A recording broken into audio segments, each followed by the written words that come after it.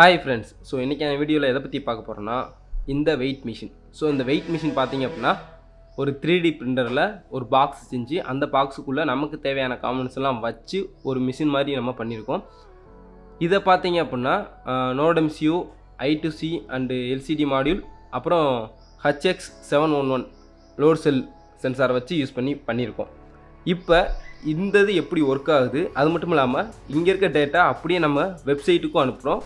அந்த வெப்சைட்லையும் எப்படி data receive பண்ணுறோம், அங்கே எப்படி டிஸ்பிளே பண்ணுறோம் அப்படின்றதையும் தெளிவாக பார்க்கலாம். அதுக்கு முன்னாடி நம்ம சர்க்யூட் டயக்ராம் வந்து பார்த்துட்டு வந்துடுவோம், அப்படின்னா தான் உங்களுக்கு கொஞ்சம் புரியும்.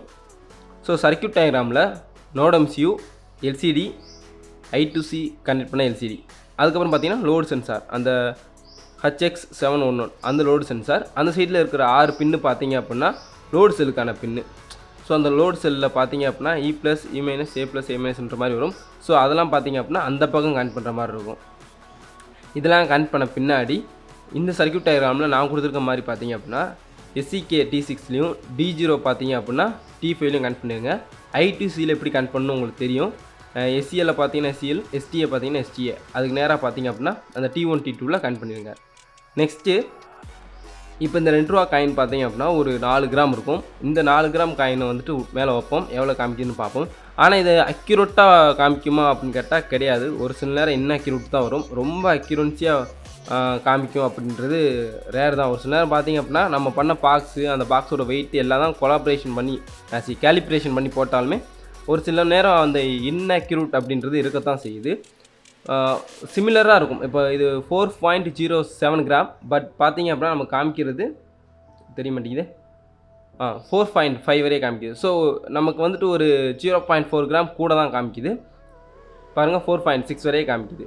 ஸோ அப்போ பார்த்தீங்கன்னா நமக்கு 0.4 கிராம் லைட்டாக கூட இருக்கத்தான் செய்யுது. ரொம்ப அக்யூரேட்னு சொல்ல முடியாது, ஓரளவு அக்யூரேட்டாக இருக்கும், அவ்வளோதான். ஆனால் இதை வச்சு நம்ம அக்யூரேட்டாக எடுக்கலாம். பட் நம்ம யூஸ் பண்ணியிருக்க அந்த 3D பிரிண்டர் பாக்ஸ் ஆகட்டும், மேலே யூஸ் பண்ணியிருக்க அந்த ஒரு டேபிள் ஸ்ட்ரக்சர் ஆகட்டும், இதெல்லாம் பார்த்தீங்கன்னா ஓரளவு வெயிட் ஏறும் இறங்கும். அது ஏற்ற மாதிரி கொலாபரேஷன் பண்ணாலுமே ஓரளவு இன்அக்யூரேட்டாக தான் வருது. அது ஏன்னு பார்த்தீங்கன்னா நான் டிசைன் போட்டப்பே ஒழுங்காக போடலை, சரியில்லாமல் போட்டுட்டேன். அதனால் பார்த்தீங்கன்னா அங்கங்கே உரசுறதும் செய்கிறதும் இருந்தனால நமக்கு கொஞ்சம் இன்அக்யூரேட்டாக தான் கிடைக்குது. இதே இது பார்த்தீங்க அப்படின்னா இந்த டிசைனிங்கும் வெப்சைட் டிசைனிங்கும் பார்த்தீங்க அப்படின்னா மொபைலுக்கும் டெவலப் பண்ணி வச்சுருக்கேன். அது எப்படின்னு பார்த்தீங்கன்னா நீங்கள் காயின் வச்சா அங்கே ஒரு பாக்ஸ் வந்து உழுகிற மாதிரி காமிக்கும், காயின் எடுத்திங்கன்னா அந்த பாக்ஸ் வந்து போயிடும். ஸோ கொஞ்சம் சின்ன அனிமேஷன் பண்ணி சைட்லேயே பார்த்தீங்க அப்படின்னா நமக்கு தேவையான அந்த வெயிட் வந்துக்கிட்டே இருக்கிற மாதிரி பண்ணி வச்சுருக்கேன். ஸோ இதை எப்படி பண்ணேன் அப்படின்றத உங்களுக்கு வெப்சைட்டோட கோடும் எடுத்து காமிக்கிறேன், பார்த்தீங்கன்னா உங்களுக்கு ஒன்று கொஞ்சம் புரியும். இப்போ பாருங்கள், நான் காயின் வைக்கிறேன், மேலே வந்து ஒரு பாக்ஸ் வர மாதிரி இருக்கும், அதில் பாக்ஸில் வந்து பொருள் கொட்டுற மாதிரி இருக்கும். அதை எடுத்துட்டோம்னா அந்த பாக்ஸ் போயிடும். இந்த டிசைன் பார்த்தீங்கன்னா 2க்கு பண்ணியிருக்கேன், மொபைலுக்கும் டெஸ்க்டாப்புக்குமே சேர்த்து பண்ணியிருக்கேன். ரெண்டுமே வேறு கேட்டால் வேறு தான். ஏன்னா நீங்கள் மொபைலுக்கு கன்வெர்ட் பண்ணுறப்போ பார்த்தீங்கன்னா அதில் அந்த ஐக்கானோட இமேஜஸ் எல்லாம் சைஸ் எல்லாம் சுருக்கிற மாதிரி இருக்கும். பூஸ்டாப் யூஸ் பண்ணலாம், இருந்தாலுமே இமேஜோட சைஸஸ் வந்து ஒரு சில நேரம் சுருங்காது, அதை நம்ம சுருக்கிற மாதிரி மேனுவலாக சுருக்கிற மாதிரி தான் இருக்கும். ஸோ நெக்ஸ்ட்டு பார்த்தீங்கன்னா நம்ம கோடிங் சைடு வந்துடலாம். ஸோ கோடிங் சைடில் அடினோ கோடுன்னு நீங்கள் எடுத்துக்கிட்டீங்க அப்படின்னா உங்களுக்கு மெயினாக தேவைப்படக்கூடிய லைப்ரரிஸ்னால் இருங்க ஒரு நிமிஷம், மேலே இருக்குது, மேலே காமிக்கிறேன் இருங்க. இந்த லைப்ரரிஸ் தான். ஸோ அந்த HX711 libraries, ESP Wi-Fi, ESP HTTP client, so இந்த மாதிரி பார்த்தீங்கன்னா இந்த லைப்ரரிஸ் தான் தேவைப்படும். இதை வச்சு பார்த்தீங்க அப்படின்னா நம்ம ரிக்வஸ்ட்டு கொடுத்து அந்த ரிக்வஸ்ட்டிலேருந்து நம்ம கெட் பண்ணிக்கிற மாதிரி டேட்டா.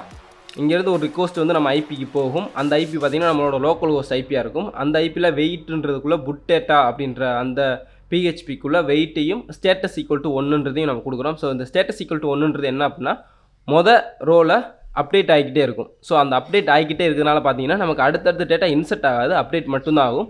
ஸோ அதுக்காக பார்த்தீங்கன்னா இந்த ஸ்டேட்டஸ் ஈக்குவல் டு 1ன்றது கொடுத்துருக்கோம். இதுதான் பார்த்தீங்கன்னா ஃபுல் கோடிங். அதாவது பார்த்தீங்கன்னா configurations, get value and index, put data, அந்த PNG இமேஜ் ஃபோனுக்கும் டெஸ்க்டாப்புக்கும் மாற்றி வர்றதுக்கான PNG இமேஜ். மொத்தத்துக்கு அவ்வளோதான். இதோட டேட்டா பேஸை நான் உங்களுக்கு கீழே லிங்க்கில் தரேன், டவுன்லோட் பண்ணி யூஸ் பண்ணிக்கோங்க. ஸோ டேட்டா பேஸ் எப்படி இருக்குன்னு பார்த்தீங்கன்னா அப்படின்னா வெயிட்ன்ற ஒரு டேட்டா பேஸ் இருக்கும். அந்த வெயிட்ன்ற டேட்டா பேஸுக்குள்ளே வெயிட்ன்ற ஒரு டேபிளும் நம்ம போட்டு வச்சுருக்கோம். இருங்க, கீழே இருக்கும்,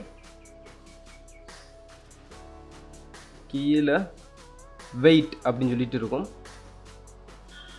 ஸோ இந்த அடுத்த பார்த்தீங்களா வெயிட். ஸோ இதில் பார்த்தீங்க அப்படின்னா date and time, status, wait, ID equal to 1. அந்த ஸ்டேட்டஸ் 1ன்றதெல்லாம் ரீப்ளேஸ் ஆகிக்கிட்டே இருக்கும்.